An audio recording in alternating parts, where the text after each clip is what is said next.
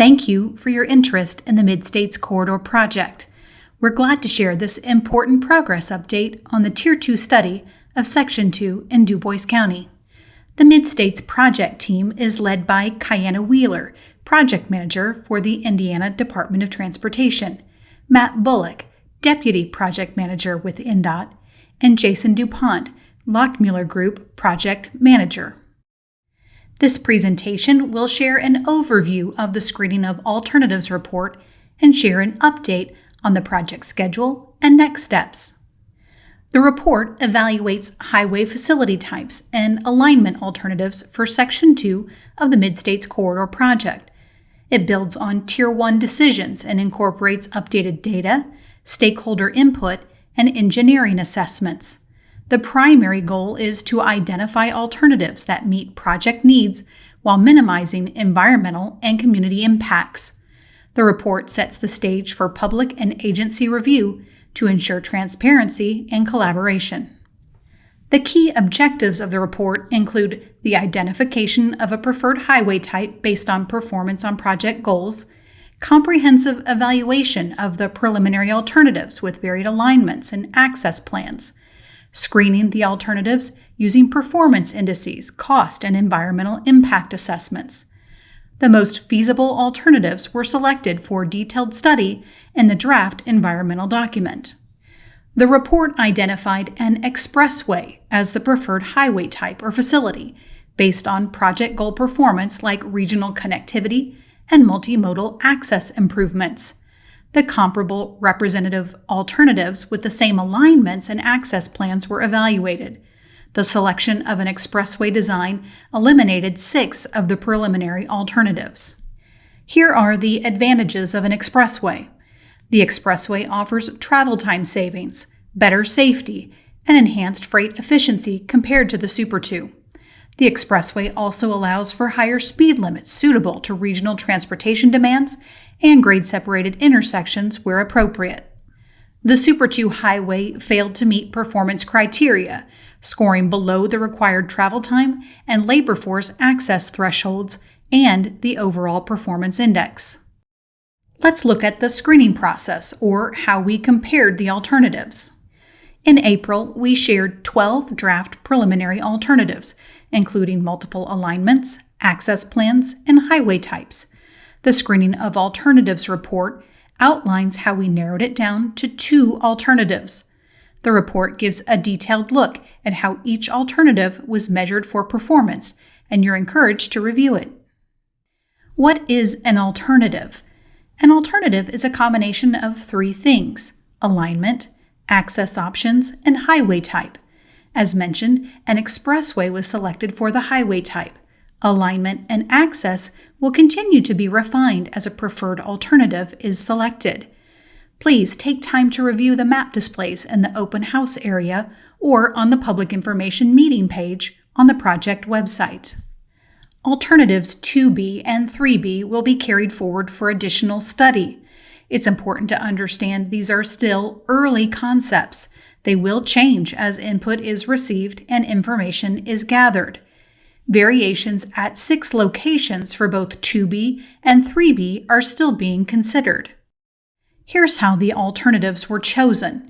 We looked at core goals like business and labor market access, truck hour savings, and connectivity to measure performance. Alternative 3B scored highest, showing optimal alignment with project goals. Alternatives 2B and 3B demonstrated strong potential to enhance transportation benefits and regional growth. Alternative 2B is the most cost-effective option. Alternative 3B, though slightly costlier, offers superior performance. All construction costs include a 20% contingency to cover unexpected expenses and risks. Costs are affected by bridge lengths, earthwork needs, and access configurations in each alternative. Assessment also focused on wetlands, streams, floodplains, and agricultural lands to understand environmental effects. Alternative 3B minimizes residential relocations. Alternative 2B reduces impacts on archaeological and managed lands.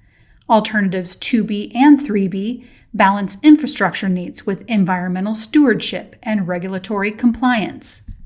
The screening report identified 6 locations where variations are being considered for both 2B and 3B.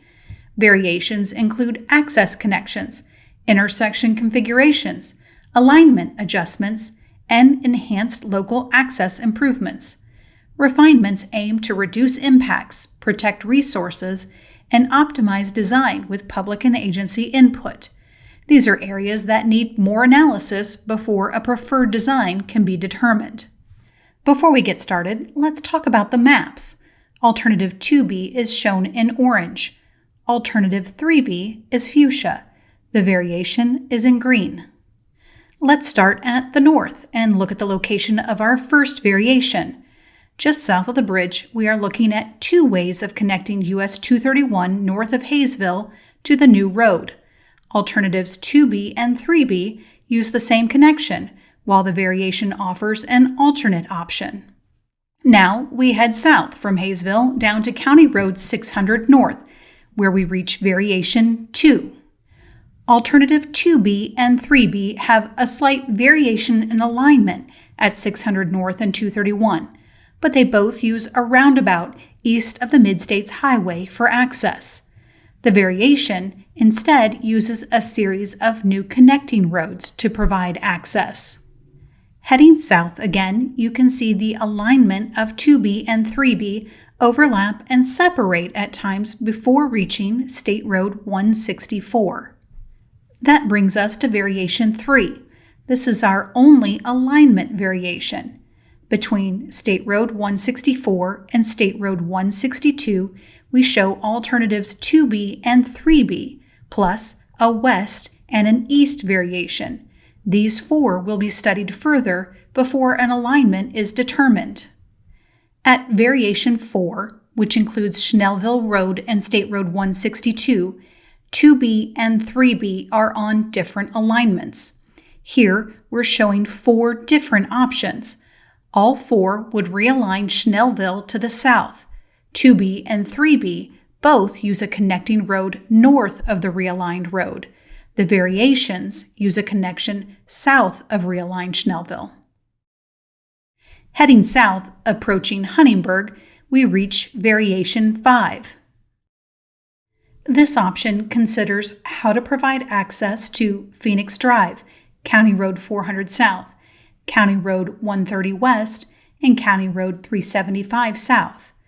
Various connectivity options will be considered for these local roads. Alternatives 2B and 3B would create a new road to connect to US 231, while the variation does not. From there, the alternatives share the same path east of Huntingburg. Just north of the airport, the alignments jog west, split, and cross near existing US 231 before coming back together at the southern end of the project. That brings us to our 6th and last variation. At County Road 1100, 2 very different options are being considered. Alternative 2B and 3B would allow access to the new highway from County Road 1100. The variation would not give access to the new road. Instead, connections would be made from existing US 231 to local roads. Intersection designs are still being developed, but here's what has already been determined. Interchanges were ruled out due to impacts and cost. Creating free-flow traffic on the Mid-States corridor is a goal. For that reason, there will be no traffic signals or stop controls on the mainline traffic. Here's one of the primary designs we are considering. A reduced conflict intersection, or RCI, is an alternative to traditional roadway intersections on a 4-lane highway. Instead of motorists crossing 4 fast-moving lanes of traffic, drivers at an RCI turn right in the same direction of traffic, quickly merge into the left lane, and then make a U-turn in the direction they intend to travel. Using RCIs can take the same or less time than trying to wait for a safe and appropriate gap to cross traffic. RCIs are also designed to fully accommodate the wide turning radius of tractor-trailer trucks and other large vehicles, such as school buses. Another potential design is a quadrant road intersection, shown here paired with an RCI. The quadrant road operates like a partial interchange. Either the side street or the Mid-States main line would be elevated over the other roadway. A connector road would be used for entering and exiting the Mid-States corridor. Here's how well RCIs perform. In Indiana, RCIs have reduced fatal and injury crashes by an average of 85%. They reduce property damage crashes by an average of 58%, and reduce crashes of any severity by an average of 68%. If you're interested in learning more about the safety benefits of RCIs, visit our project website. We also have links to videos to demonstrate how RCIs accommodate large vehicles and animations that explain how to drive an RCI. Here's a reminder of goals used to measure performance. The three primary purposes are improve regional connectivity in DuBois County and southern Indiana, improve highway connections to existing multimodal locations from southern Indiana, complete Section 2 of the Mid-States Corridor project between I-64 at Dale and State Road 56 at Hayesville. There are also three secondary purposes: improve traffic safety, improve traffic operations, and support economic development in southern Indiana. Tier 2 won't study upgrading US 231 as an alternative. That decision was made in Tier 1 when it was eliminated based on cost and performance. The no-build alternative is used as a comparison tool in Tier 2. It serves as a baseline for comparing alternatives. The no-build option as an alternative was eliminated in Tier 1. Feedback from this checkpoint will be combined with traffic studies, environmental analysis, and other data to refine the alternatives. A preferred alternative will be identified in the draft environmental document. NDOT will begin purchasing right-of-way in select locations at that time. Once the final environmental document is approved, construction in Section 2 will begin in 2027. There are a number of ways to give feedback now and throughout the study. Complete a comment form and leave it with the project team, or fill out a comment form online on the project website. You can also stop by or call the project office.